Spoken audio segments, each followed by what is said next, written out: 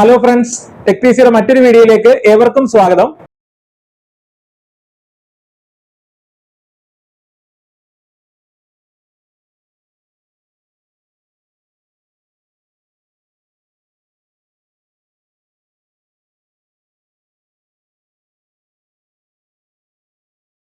ഇന്ന് നമ്മൾ ഇവിടെ ഡിസ്കസ് ചെയ്യാൻ പോകുന്നത് ഒരു പുതിയ അപ്ഡേറ്റ്സിനെ പറ്റിയിട്ടാണ്.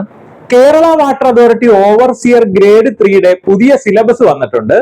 അപ്പൊ നമുക്ക് അധികം വൈകാതെ കൂടുതൽ ഡീറ്റെയിൽസിലേക്ക് പോകാം.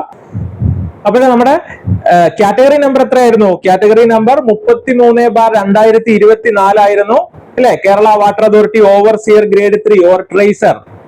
അപ്പൊ ഈ പോസ്റ്റിന്റെ പ്രത്യേകത എന്താ? കഴിഞ്ഞ പ്രാവശ്യം 1096 നിയമനങ്ങളാണ് നടന്നത് അല്ലെ? അപ്പൊ ഇതിന് തൊട്ട് മുമ്പേ നമുക്ക് എക്സാം ഡേറ്റ് പബ്ലിഷ് ചെയ്തു എന്ന് പറഞ്ഞ് നമ്മൾ വീഡിയോ ചെയ്തായിരുന്നു. അതിനുശേഷം എക്സാം ഡേറ്റ് മാറ്റി എന്ന് പറഞ്ഞ വീഡിയോ ചെയ്തായിരുന്നു അല്ലെ? അന്നേരം സിലബസ് വന്നിട്ടില്ലായിരുന്നു. ഇപ്പൊ പി എസ് സിയുടെ സൈറ്റില് ഇതിന്റെ സിലബസ് അപ്ഡേറ്റ് ചെയ്തിട്ടുണ്ട്. അപ്പൊ നമുക്ക് അത് എന്തൊക്കെയാണെന്ന് നോക്കാം.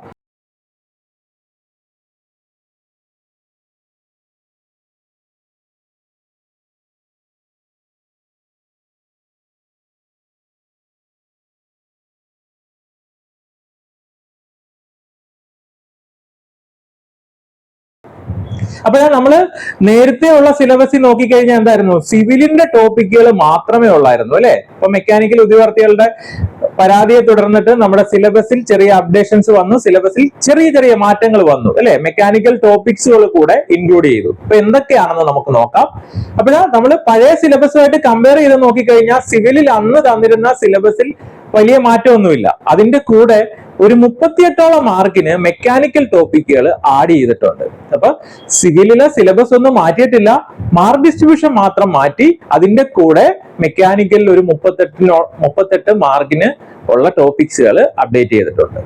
ഓക്കെ, അപ്പൊ എന്താണ്? 62 മാർക്കിന് സിവിൽ ടോപ്പിക്കുകളും 38 മാർക്കിന് മെക്കാനിക്കൽ ടോപ്പിക്കുകളും ഇൻക്ലൂഡ് ചെയ്തു. അതായത് പഴയ സിലബസിൽ മാറ്റമൊന്നുമില്ല, പഴയ സിലബസ് വെച്ച് പഠിച്ച ആൾക്കാർക്ക് പ്രശ്നമൊന്നുമില്ല.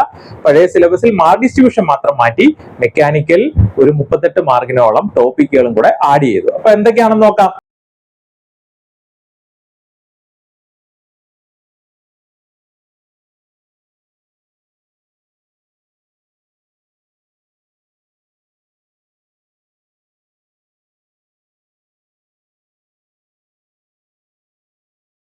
ഇവിടെ നമുക്ക് സിവിൽ ടോപ്പിക്കുകൾ നോക്കിക്കഴിഞ്ഞാൽ ബേസിക് എഞ്ചിനീയറിംഗ് ഡ്രോയിങ് അല്ലെ? അത് മെക്കാനിക്കലുകാർക്ക് എളുപ്പത്തിൽ പഠിക്കാൻ പറ്റുന്നതാണ്. ബേസിക് എഞ്ചിനീയറിംഗ് ഡ്രോയിങ് 10 മാർക്ക്, പിന്നെ units and mensuration 6 mark, auto card 8 mark, surveying 9 mark, building materials and construction 10 mark, building drawing and estimating 10 mark, hydraulics and irrigation 9 mark.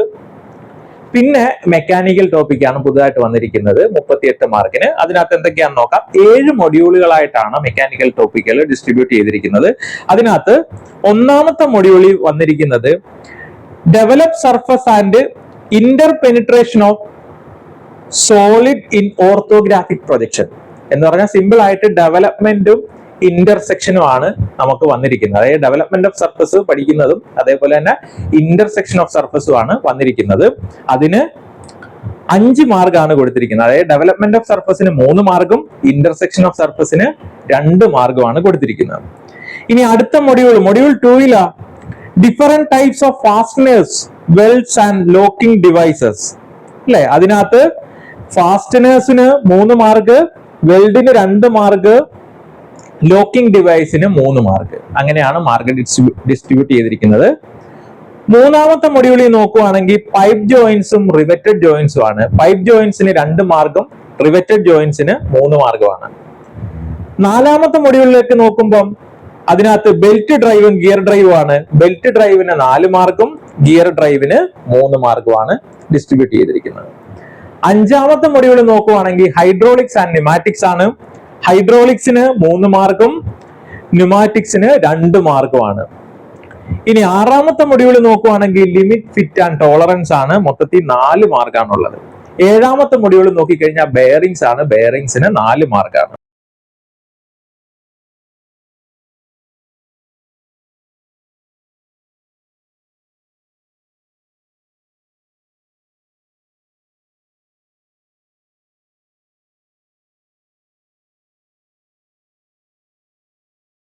അപ്പൊ പുതിയ സിലബസിന്റെ കാര്യങ്ങൾ നമുക്ക് മനസ്സിലായി.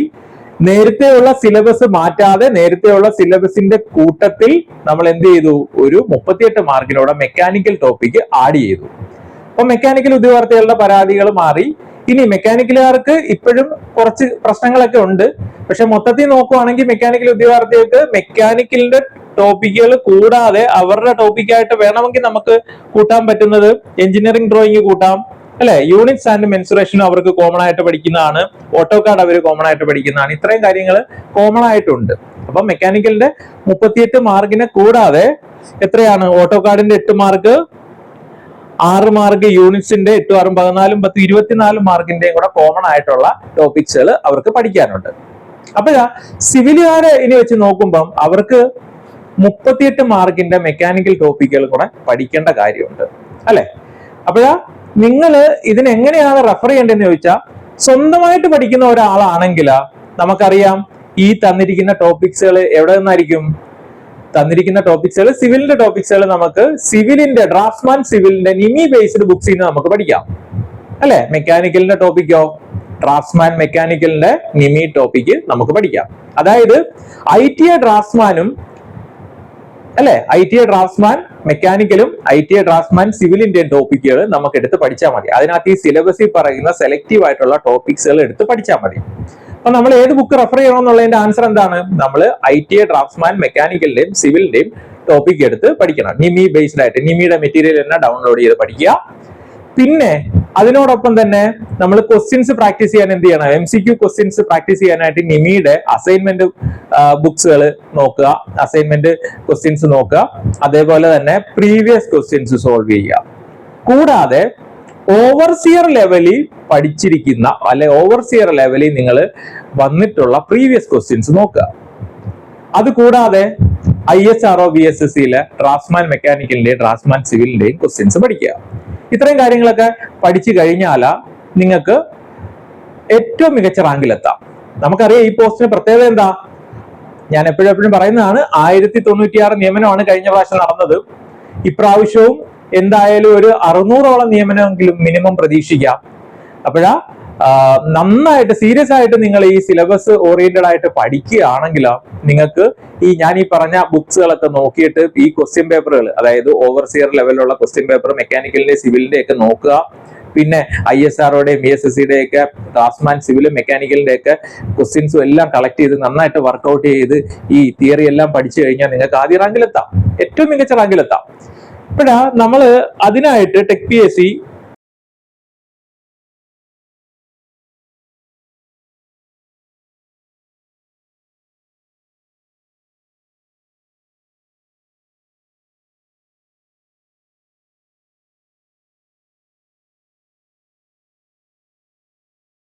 ഒരു തീവ്ര പരിശീലന ക്ലാസ് ആരംഭിച്ചിട്ടുണ്ട്. പുതിയ സിലബസ് പ്രകാരമുള്ള ഓൺലൈൻ ക്ലാസ്സസ് ആയിരിക്കും നമ്മൾ ഇവിടെ റൺ ചെയ്യുന്നത്. അപ്പൊ നമ്മുടെ പ്രത്യേകത എന്ന് വെച്ച് കഴിഞ്ഞാൽ, നമ്മൾ കഴിഞ്ഞ പ്രാവശ്യം നമുക്ക് ഒരുപാട് വിജയികൾ ഉണ്ടായിരുന്നു. KW ഓവർസിയർ ഗ്രേഡ് 3 ഒരുപാട് വിജയികൾ ഉണ്ടായിരുന്നു. കഴിഞ്ഞ പ്രാവശ്യം എടുത്ത അതേ അധ്യാപകർ തന്നെയാണ് ഈ പ്രാവശ്യം ക്ലാസ്സുകൾ എടുക്കുന്നത്. അപ്പോഴും നമ്മുടെ പ്രത്യേകത എന്ന് പറഞ്ഞു കഴിഞ്ഞാൽ, കേരളത്തിലെ ഏറ്റവും മികച്ച അധ്യാപകരായിരിക്കും ക്ലാസ്സുകൾ എടുക്കുന്നത്. മെക്കാനിക്കലിലെയും സിവിൽ സ്ട്രീമിലെയും ഏറ്റവും മികച്ച അധ്യാപകരായിരിക്കും ക്ലാസ് എടുക്കുന്നത്. റെക്കോർഡഡ് പ്ലസ് ലൈവ് ക്ലാസ് ഉണ്ടാവും. പരീക്ഷ തീയതി വരെയും നമുക്ക് വാലിഡിറ്റിയോട് കൂടി റെക്കോർഡഡ് പ്ലസ് ലൈവ് ക്ലാസ് ഉണ്ടായിരിക്കും. ഫുൾ സിലബസ് ബേസ് ചെയ്തിട്ടുള്ള ക്യാപ്സൂൾ നോട്ട്സ് നമ്മൾ പ്രൊവൈഡ് ചെയ്യും. നമ്മൾ പഠിപ്പിക്കുന്ന ക്ലാസ് നോക്കുക, നമ്മൾ ചെയ്യിക്കുന്ന നോട്ട്സ് കൃത്യമായിട്ട് ചെയ്ത് പഠിക്കുക. നമ്മൾ ഒരുപാട് MCQs ഡിസ്കസ് ചെയ്യുന്നുണ്ടാകും, MCQs പരീക്ഷയായിട്ടും തരുന്നുണ്ടാകും. അതെല്ലാം ചെയ്ത് പഠിക്കുക. ഇനി എല്ലാം തീർന്നു കഴിയുമ്പോഴത്തേക്കും നമ്മൾ ഫുൾ സിലബസ് ബേസ് ചെയ്തിട്ട് നമ്മൾ പരീക്ഷകൾ തരും. ഫുൾ സിലബസ് ബേസ് ചെയ്തിട്ടുള്ള 20 മാതൃകാ പരീക്ഷകൾ തരും. അപ്പൊ ടോപ്പിക് വൈസ് പരീക്ഷകളുണ്ട്, ഫുൾ സിലബസ് ബേസ് ചെയ്തിട്ടുള്ള പരീക്ഷകളുണ്ട്. പരീക്ഷയ്ക്ക് വേണ്ടിയ എല്ലാ കാര്യങ്ങളും ഉണ്ട്. അതായത് ഫുൾ സിലബസിലെ recorded plus live class, full notes, topic wise പരീക്ഷകളും ഫുൾ സിലബസ് ബേസ് ചെയ്തിട്ടുള്ള പരീക്ഷകൾ. നിങ്ങളുടെ ഡൗട്ട് ക്ലിയറൻസിന് ഉള്ള അവസരം ഉണ്ടാകും, നിങ്ങൾക്ക് മെന്റർഷിപ്പ് ഉണ്ടാകും. അപ്പോൾ നമ്മൾ എത്രയും പെട്ടെന്ന്, അതായത് നിങ്ങൾ സീരിയസ് ആസ്പിരന്റ് ആണ്, നിങ്ങൾക്ക് ആദ്യ റാങ്ക് തന്നെ നേടണം, നിങ്ങളുടെ പ്രിപ്പറേഷൻ ഒന്നുകൂടെ ബൂസ്റ്റ് ചെയ്യണം, അങ്ങനെയുള്ളവർക്ക് എത്രയും പെട്ടെന്ന് കോഴ്സ് ജോയിൻ ചെയ്യാം. പ്ലേ സ്റ്റോറിലും ആപ്പ് സ്റ്റോറിലും അവൈലബിൾ ആണ്. ടെക് PSCയുടെ ആപ്പിലാണ് കോഴ്സ് അവൈലബിൾ ആയിട്ടുള്ളത്. കോഴ്സിൽ ആദ്യം ജോയിൻ ചെയ്യുന്നവർക്ക് എത്രയും പെട്ടെന്ന് ജോയിൻ ചെയ്യാം, നിങ്ങളുടെ റാങ്ക് ഉറപ്പിക്കാം. അപ്പൊ ഈ എക്സാമിന് പ്രിപ്പയർ ചെയ്യുന്ന എല്ലാവർക്കും ടെക് PSC യുടെ വിജയാശംസകൾ. Thank you.